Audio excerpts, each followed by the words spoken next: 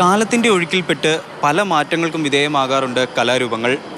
നാലാം ഓണത്തിന് സാംസ്കാരിക നഗരിയെ പ്രകമ്പനം കൊള്ളിക്കാനെത്തുന്ന പുലികളിക്ക് 200 വർഷത്തെ ചരിത്രമാണുള്ളത്.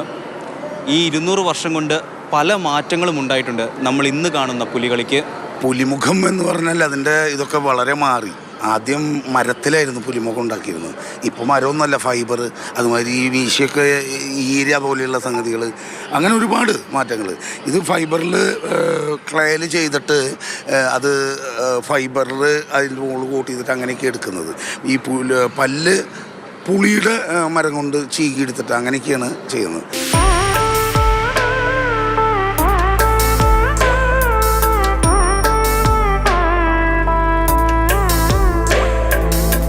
ഓരോ പുലിക്കളി സംഘത്തിനും മാസങ്ങൾ നീണ്ട അധ്വാനത്തിൻ്റെ കഥകളുണ്ടാകും പറയാൻ.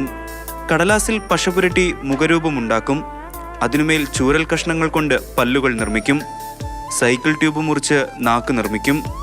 രോമങ്ങൾ ഉപയോഗിച്ച് താടിയും മുഖവും ഒട്ടിച്ചെടുക്കും.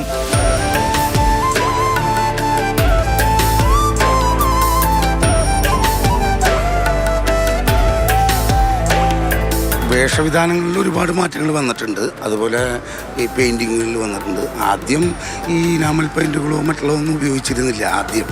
പിന്നെ ഇപ്പോൾ പെയിൻറ്റിങ് പരമാവധി വളരെ ഭംഗിയാക്കുക എന്നുള്ളതും നേരം കൂടുതൽ കിട്ടുക എന്നുള്ളതാണ് ഇപ്പോൾ നോക്കുന്നത്.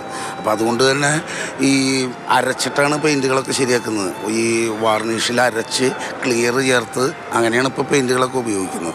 അപ്പോഴാണ് കൂടുതൽ അതിന് തിളക്കം കിട്ടുള്ളൂ. ദേഹത്തുള്ള ചായം തേക്കലും ഏറെ അധ്വാനം വേണ്ടതാണ്. 70 വർഷം മുമ്പ് തോട്ടുങ്കൽ രാമൻകുട്ടി ആശാൻ ചിട്ടപ്പെടുത്തിയ പുലിമേളം എന്ന അസുരതാളവും പുലികളിക്ക് അകമ്പടിയായി ഉണ്ടാകും.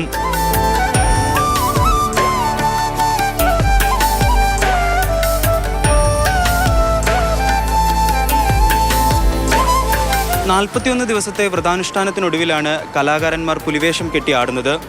അസുരതാളത്തിനൊപ്പം അരമണി കിലുക്കി ചുവടുവെക്കും. നിഖിൽ ജോസഫിനൊപ്പം നിതിൻ തോമസ്, മാതൃഭൂമി ന്യൂസ്, തൃശൂർ.